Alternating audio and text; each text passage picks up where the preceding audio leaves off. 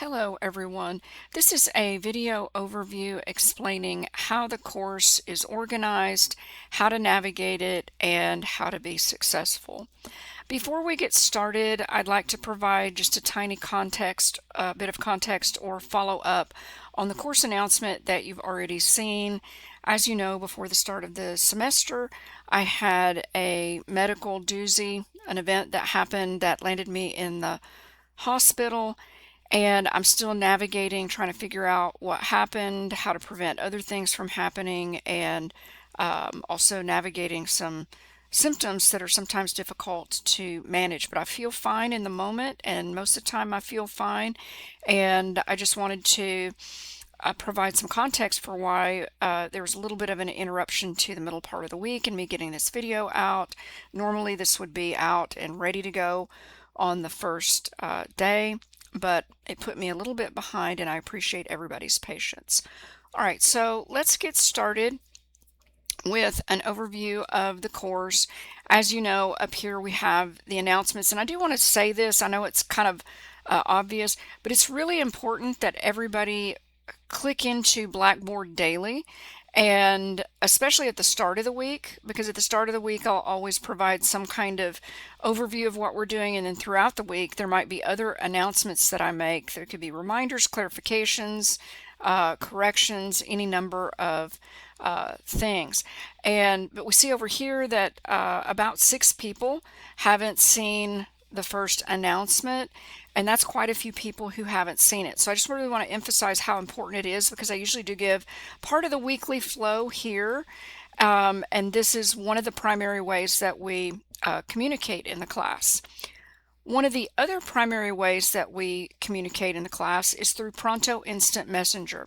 Now, normally this is not something that's out and in the open and on top like this. I usually have it in a course module that I'll show you in a moment. And so after the first week, I'll be dragging these things back to where they normally go.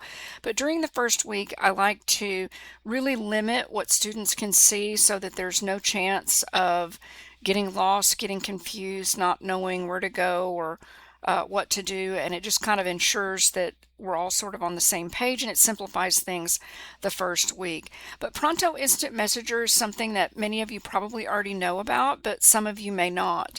It is a course messaging system that does a couple of things. Number one, we can access it here in the course. Obviously, right now I am on my computer, and when you're on your computer, it's a good idea to open up the Pronto tab so that you have it here. And when there's a message, you'll see a little red dot up there, and you'll see that somebody posted something in Pronto. It could be from me, or it could be from somebody in the class asking a question. And it's a really great thing for the class to communicate with each other and for me to communicate with the class. So, like, let's say if somebody has a question about an assignment or something that needs clarification, there may be somebody in the class that could answer that. So right now I can see the read receipts of the students who have, seen this, but I do want everybody to access Pronto in some form or fashion, either on the computer or through your phone. There is a phone app for it that's available in Google Play Store and also the Apple Store. So it's really nice to have it on your phone, because you can get notified of the messages or announcements that are on there. You can post quick questions. It's really also convenient to have a tab open while you're working in Blackboard, because, like, let's say you needed to share a file with me or something. It's a quick way to do that here by clicking on the paperclip icon and sharing a file with me if there was something you wanted me to take a look at. It's just more convenient that way, and it's bigger and easier to see. Sometimes I'll post screenshots of things in here, and if you're looking at those on your phone, it may or may not, it may be too small to really see. And also, just so you know, when I do post screenshots, if you click on those images, they will enlarge and kind of blow up full screen so that you can see whatever's on there a bit better. So I do want to encourage everybody to be active in Pronto. Sometimes I'm announcing things that are like really important in there. If it is super important, I do try to double the message through the announcements in Pronto, but sometimes I can go into more depth in Pronto. I can show screenshots if there's a question or confusion on something that you can't do as easily or in the moment through announcements. So both of these are primary methods through by which we communicate with each other. Obviously, there's email also, and I also want to clarify one thing that you'll see on the syllabus once I release that to your view, is that I don't use Blackboard messages because the forms of communication that I use for students, I use Pronto. I'm very active on Pronto, and also regular STC email. So your JAG mail, the one that's, got your username at stu.southtexascollege.edu, your official school mail, that one's sent to my official school email, which is rbell@southtexascollege.edu. It's on the syllabus, and it's also easy to remember. Those come straight to my phone, and so and it's also a more permanent record. Pronto messages, I get such high volume of those, both from classes and also from direct messages or DMs from individual students. And once I navigate away from a thread, it's hard to remember who said what, from which class. It all blends together. When you message me in Pronto, I have no idea which class you're in until later in the semester, when I can kind of separate in my mind who is in which section, especially in an online class. Obviously, in a face-to-face class, I can remember, probably after the first few weeks, which students are in which class, but even in the beginning of the face-to-face semester, sometimes it's easy to get jumbled, especially if the classes are back to back. So that's one of the reasons why I only use my regular STC email and Pronto, because that's two different messaging platforms. Three is a bit too much for me to keep up with, so I choose Pronto and my official school mail, where I can go through and I can search for messages if need be, and I can find those, and it just makes things a bit easier. So no worries for those who sent messages through here in the beginning. I was late in getting this video out, so don't worry about that. I do sometimes use messages if I can't get hold of somebody, if they're not answering in Pronto, if they're not answering their regular email, or if there's some kind of really tight time constraint. I'll use it on occasion, but as a general rule, I don't use it and I don't check it. So please use the other two when you want to get hold of me. Plus, I'm really responsive in both Pronto and my email. Okay, if we scroll down a bit, we see that the give me your Gmail form quiz. Based on the numbers here, I'm going to say that not everybody has turned this in. And even though I don't take late work, I need everybody 100% to turn this in here, because anybody who does not won't be able to turn in or participate in any assignments for the course, any assignments that require a file submission, because we have a Google only workflow. So all of our assignments will be created in Google Docs documents in a shared folder that I will create for each individual student in the class, and I can't do that until I get this. So if anybody missed the boat, don't worry. Two things. Number one, I just need your Gmail so that I can set up your folder for you. And number two, even if you get a 0 on this because you missed the boat, the first day, don't worry about that, because I do drop 3 homework grades at the end. So that'll get swept up in that, and it won't have any impact at all. And also you'll see that homework is it's still important and it's got a weight to it. I do have a weighted course grade distribution, but it's relatively small compared to the other things that comprise your grade. So it's nothing to worry about, but I really do need everybody's Gmail for you to be able to progress in the course. Another important thing to know, and I appreciate, I've had a handful of people reach out because they were concerned after participating in the icebreaker that it was showing a message that either said unopened or unlaunched. It was creating the impression that it had not been submitted.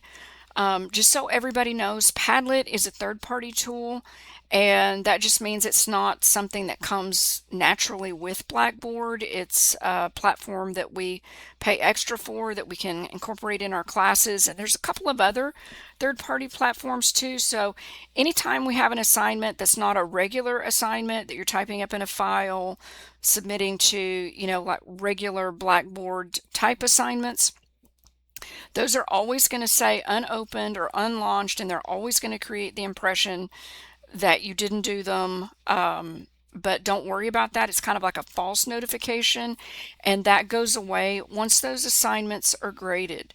Some assignments, like the icebreaker, have to be graded by hand by me, but we have some other assignment types that, depending on what I do with them, they have an auto grade feature, and even those will show unlaunched until the auto grader kicks in, and there's a slight delay on some of those. So some people who have a tendency to want to click right back into some assignments, like right after doing them, there's a couple that you'll want to avoid doing that for, and I'll talk a bit more about that later. So it doesn't matter if you click in and out of Padlet a bunch of times, but if you go look elsewhere in the course and you're kind of checking, or if you click on it, it's going to make it seem like you haven't done it, but just disregard that.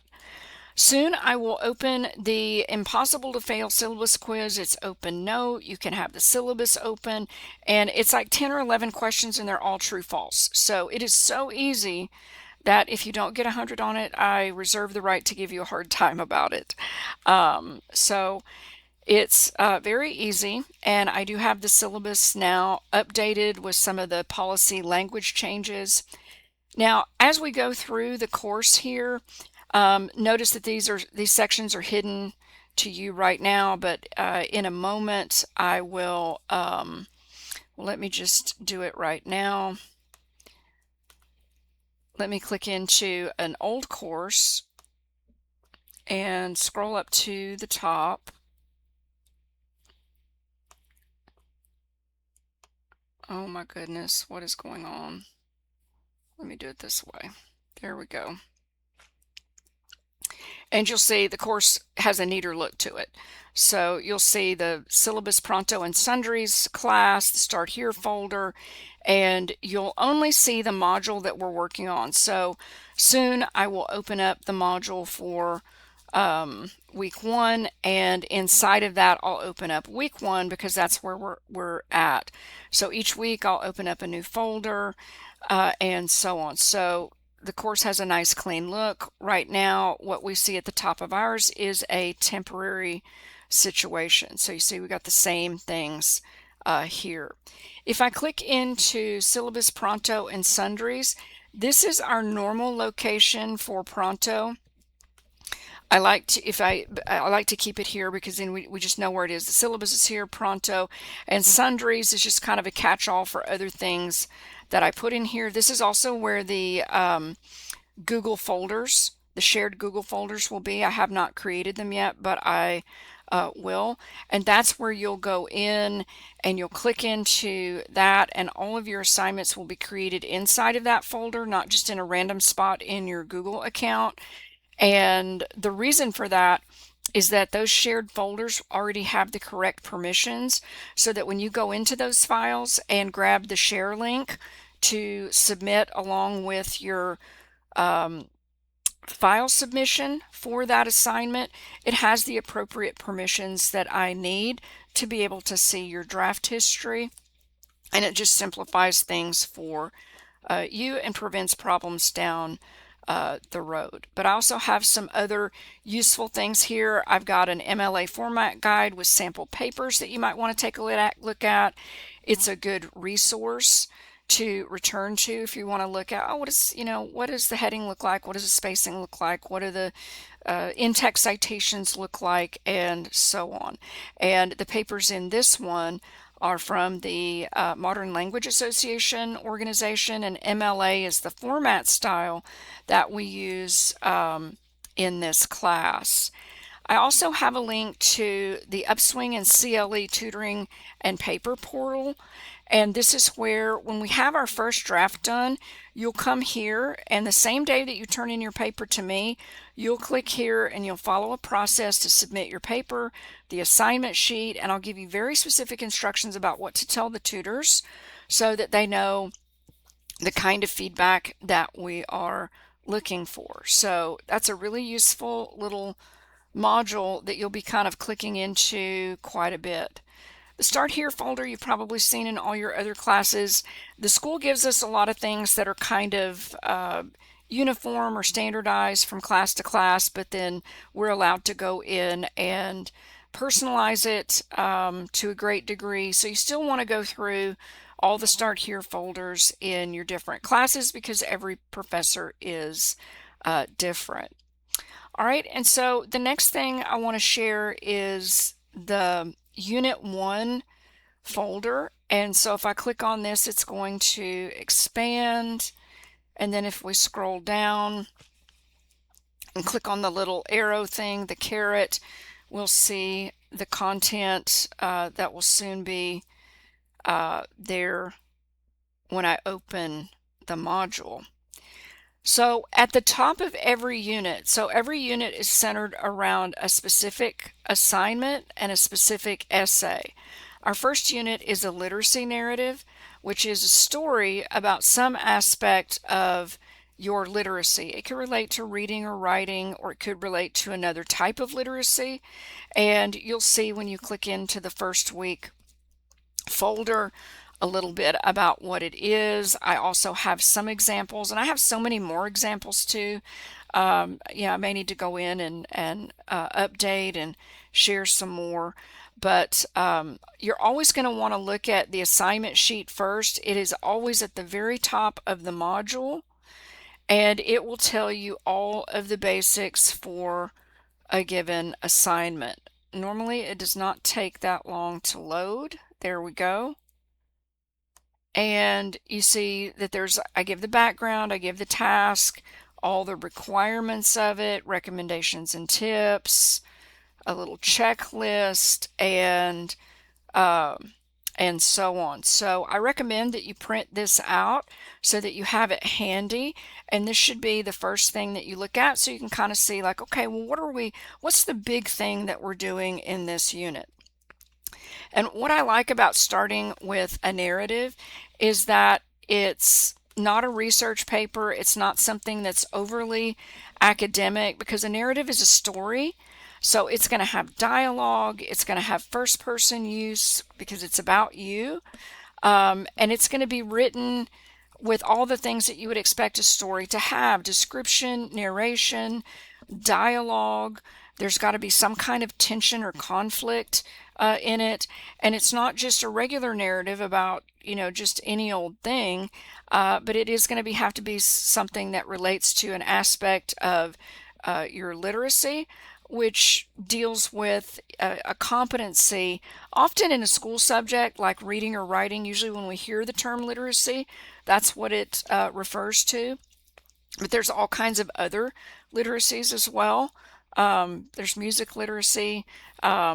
It's basically the development of competency in lots of different domains. We've heard the term financial literacy and so on. So there's lots of opportunity, and I'll share some examples of those things later. You'll see some in the first week folder, but I've had students write about all kinds of things, and we've got next week some activities that will kind of get us into the groove, and we'll start thinking about, and probably one of the first challenges of this unit will just be brainstorming and figuring out what specific thing you'll center your literacy narrative on. But I like it because it's a way for us to ease into the class, and it'll bridge the gap between I guess narrative writing, or maybe some of the writing that maybe you've had some experience with in the past, before we dive into something that's a little bit more academic and maybe dry by comparison. But I do try in at least some of our units to include things that are relevant either to real life or relevant to your career interests. All right, so if we click down, The next thing you always want to click into for each module is the module learning outcomes and to-do list.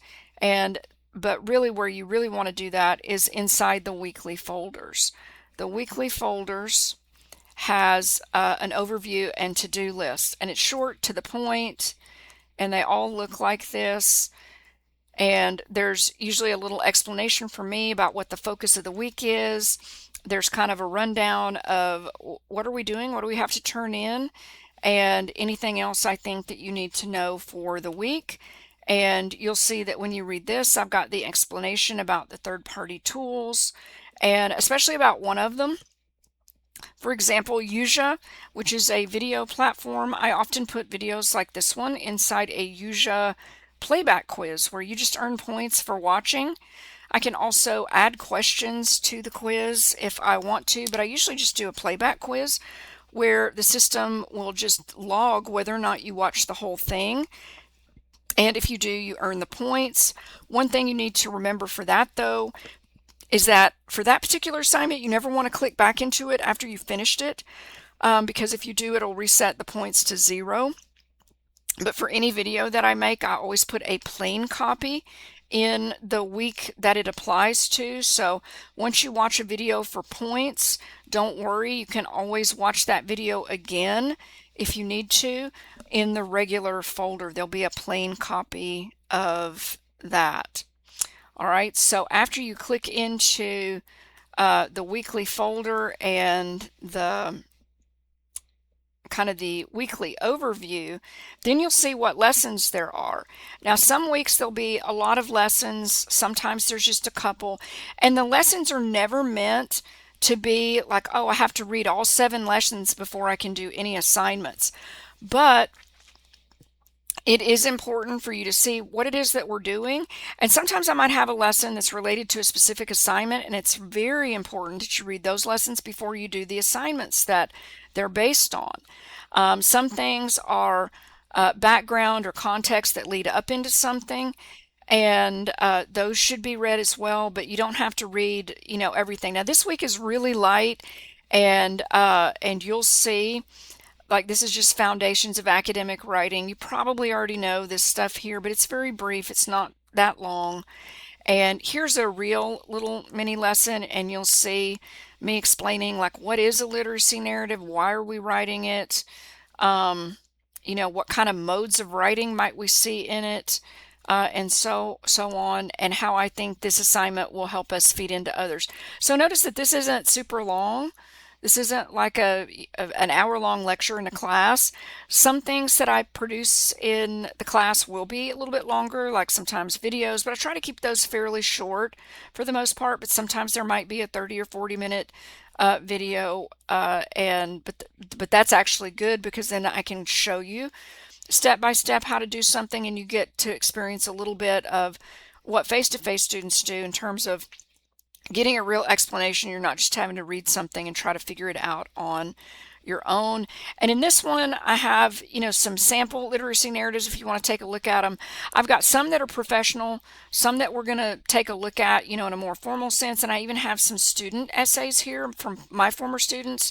And there's a couple of student essays here that were from online sources, but there's maybe about 4 that are from my former students, and they're all pretty good. Some are, outstanding, and they kind of give you a glimpse into some of the things. Most of these are like traditional literacy narratives.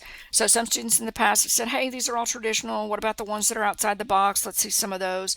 So I do probably need to share more of those. So if you have some curiosity about that, let me know, and I'll dig through my stacks and see what I can find. I've had people write about all kinds of things, like people who were professional diesel mechanics and things like that, and they were, oops, I didn't mean to click on that, but I did.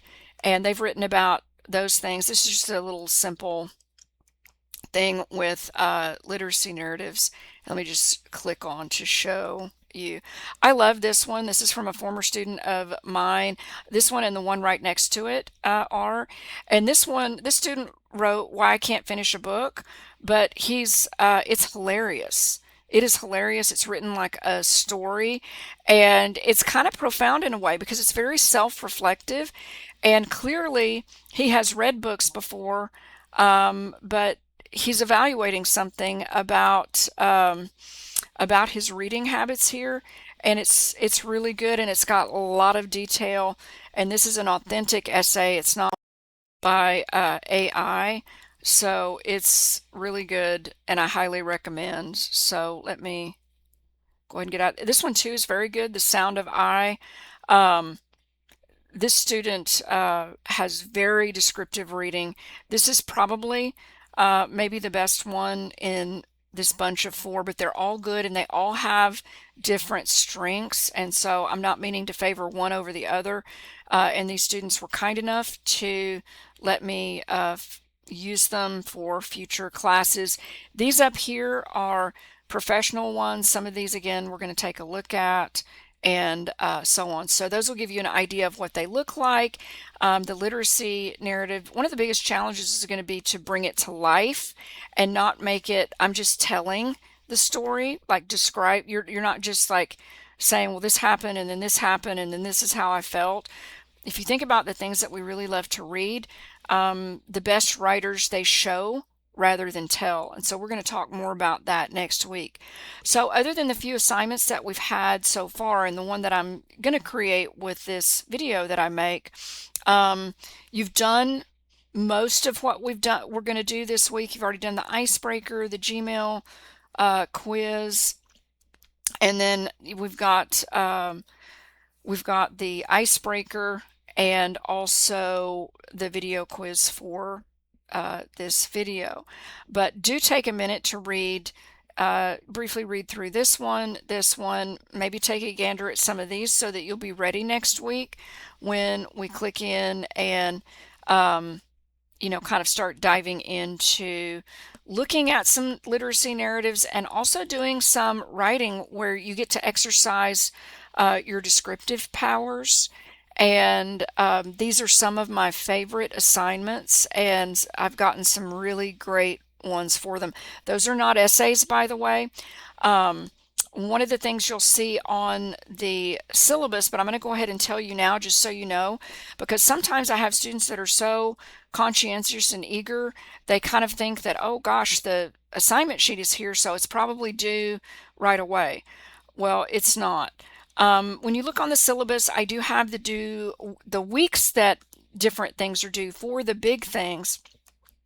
But you'll notice that in all of our units, we basically have 3 drafts for everything: a rough draft, a revised draft, and a final draft, and each one is graded on different things. And only the last one is the big grade. And so it's a process, and we have plenty of time to work on them, improve them before they come to me. And there are other things, like we have a rewrite policy for either paper 1 or paper 2. So even if on the final draft you don't get a grade that you are happy with and you want to, work for a chance to earn a higher grade, you can. And I'm there to help you do that. I can't offer that on the last paper because it comes in at the very end, but I can offer you that on either paper 1 or paper 2. And it's a way for you to recover points. So that's extra credit right there. So let's say if somebody got a C on the first paper and you'd like to try to revise to see if you can bump it up to a B or an A. And if you do, there's your extra credit right there. You recovered points. And since the essays are the most heavily weighted for your overall average, you can earn far more points by doing something like that than you can by, generally doing something that's worth something smaller. Okay, so that's one of the basic organizational patterns. But let me also show you, where are the assignments? Now, some professors, they will put everything in week 1 for week 1. They'll put the lessons, and if there are 4 assignments in week 1, they'll put all 4 assignments there in week 1. And there's nothing wrong with that. It's a logical principle, but I have never done that because I like to have the assignments out in the open in the unit underneath all the folders. So let me collapse this one and show you, and I only open what what we need in the moment. So if we click here, now this is leftover. I need to delete this from last spring, because the course content here was course copied from the spring. So when this position is when I delete this and replace it with the new video quiz that I make, then this is where the assignments are. I will also drag the assignments that you've already done here. So I'll drag the icebreaker here. I'll drag the Gmail quiz here to the assignment area like I did here. See, I've got to get rid of this one. I'm going to go ahead and do that because I'll drag our icebreaker down there and so on. And then next week when we get to our assignments, you'll see them all there. And what I like about this is, like, let's say at the early part of the unit, you're only seeing the first things that we're starting with. So there's no way to get confused. Okay, there's the icebreaker, there's the use your video quiz, there's the Gmail quiz, and so on. And then as the weeks go on, we open more and more. But the reason why I don't like putting them into folders is, like, let's say you're looking for a particular assignment. And I know you can navigate through your gradebook, but a lot of times there's benefits to navigating through just the course itself. And sometimes you want to, kind of find that assignment. It's all out here in the open, and you're not having to ask, well, which weekly folder was that in? And you're kind of having to click in and bounce around. And so I highly recommend too that you don't just rely on the gradebook to navigate the course, because you can miss some things. And note that assignments and third-party tools don't always show up in the calendar either. So if you're just doing that, you could potentially miss something, or you might miss something else like this. So let me see if I've got an example here. I guess I don't in this unit, but sometimes I might have a document or something right above this, or a video that I have put right above an assignment, because I'm like, I want you to look at that one thing before you click into this. And I'm also assuming that if there's a lesson associated with a given assignment, that you have read that. One thing I don't recommend, now for some of these things, maybe you'll be fine. But I really don't recommend in general you clicking into an assignment and just trying to wing it from the assignment instructions, because for pretty much everything that we do, I provide you with examples of either student work that kind of sets the bar and the goal and the aim for the class, like the student essays that I showed you up there. So if you're not looking at those and you're just kind of winging it in terms of what you're presenting for your draft, then maybe you're not really in the right groove if you haven't seen the examples. So highly recommend that you do that, especially when we get to the research papers too, dialogue, and things like that. Notice here I've got something about understanding conditional release for assignment access. One of the things that you notice right here, when you see certain things that say release conditions, sometimes you'll click on it. Well, you'll click on it and it'll say, "Oh, I can't open it." Well, if it says this, if you mouse over, it will tell you what those release conditions are. And but I'm not in student view right now, so there we go. I got it to mouse over. Students must open lecture 2.3 in order to access this content. So sometimes I require that you access a lesson before you can do something. Sometimes I require that you have done an assignment prior to doing the current one. So for example, to access draft 2, you have to have done draft 1. It has to be complete and authentic in order to gain access to draft 2, and so on.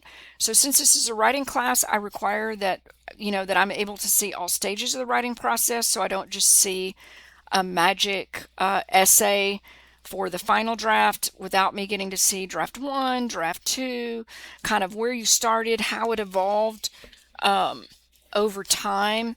And this also gives me some kind of assurance that you haven't just hopefully clicked into an assignment, but that you actually clicked into the lesson and read it.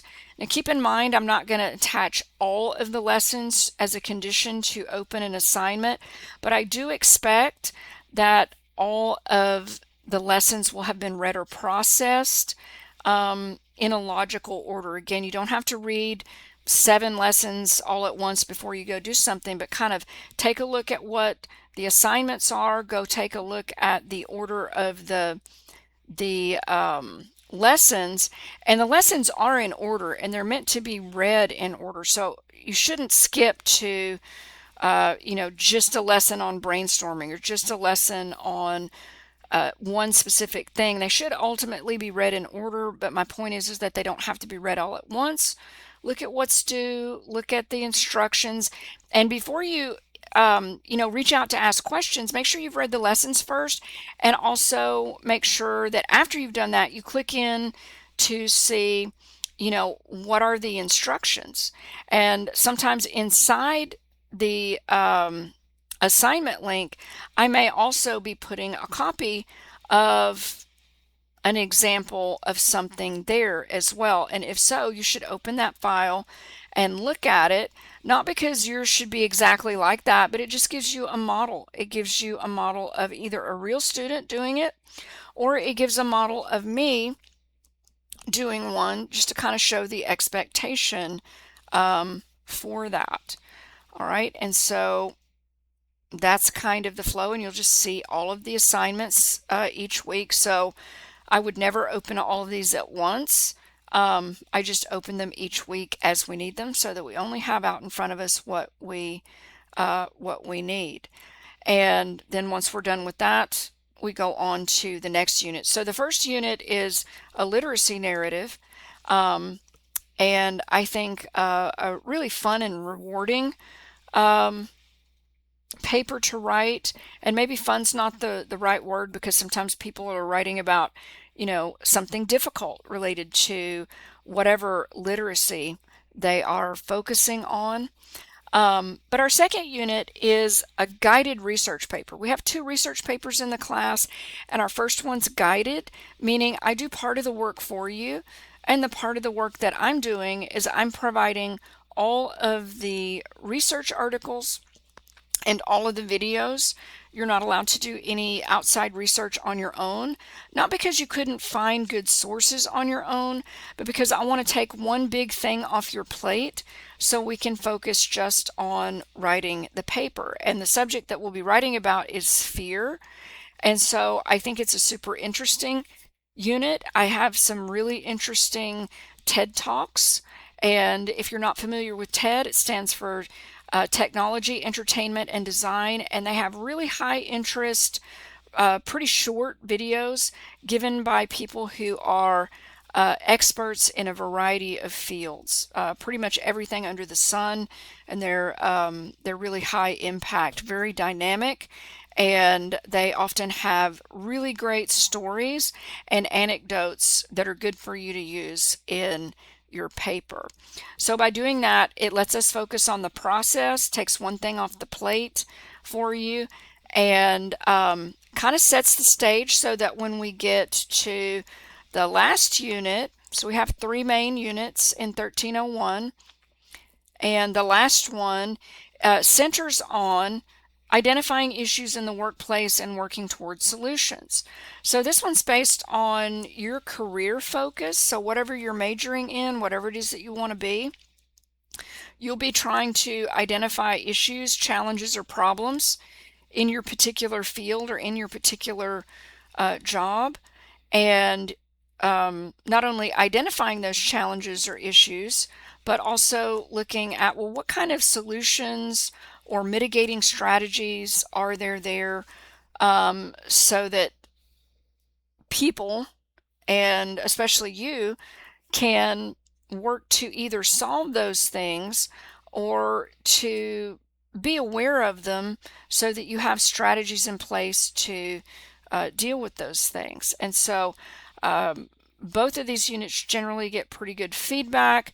I think students really like this one at the end because you're really getting to focus on looking into and looking at something that is relevant to you. You know, it's relevant to your career and your future. And so I think students enjoy this. I have some good examples of student essays too. So these are the focal points for the course. And this is the layout, the way to navigate it. I do recommend that you keep a planner.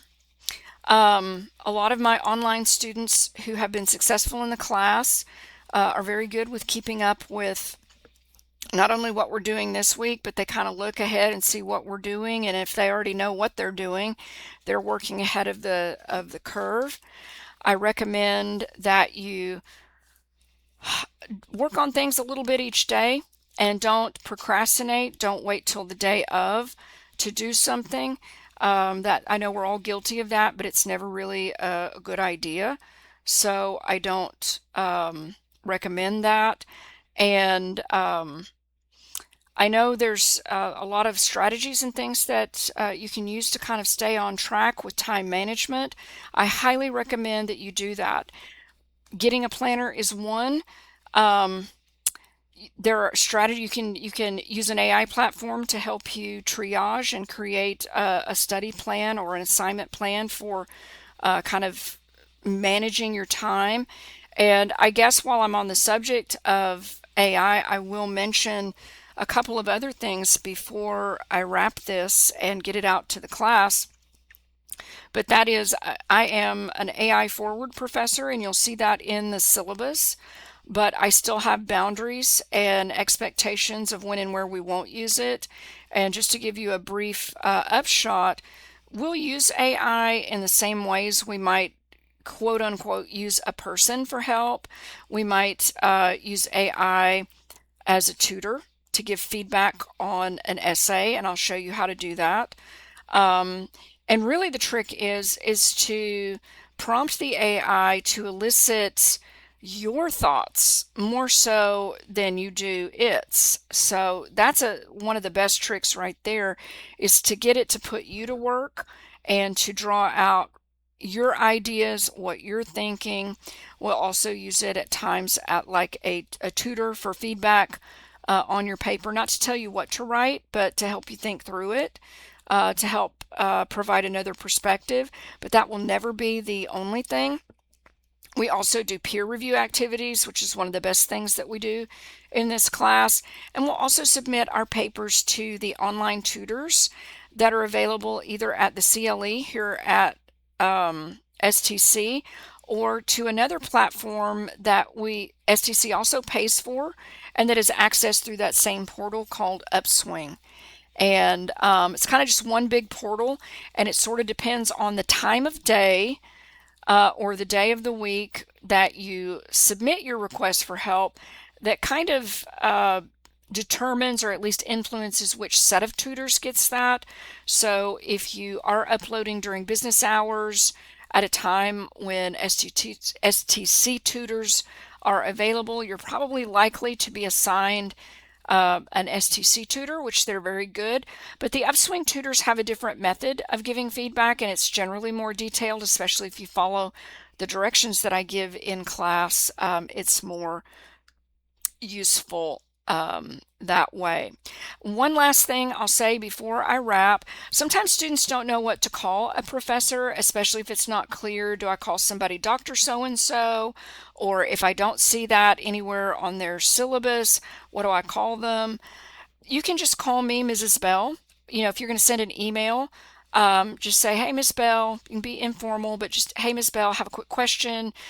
Be sure that you tell me which course you're in, because remember, if you're sending an email from your JAG mail to mine, I won't know just if you give me your name. So be sure to tell me what class you're in, and that's really helpful, and it saves us some back and forth. But just plain old Miss Bell is fine.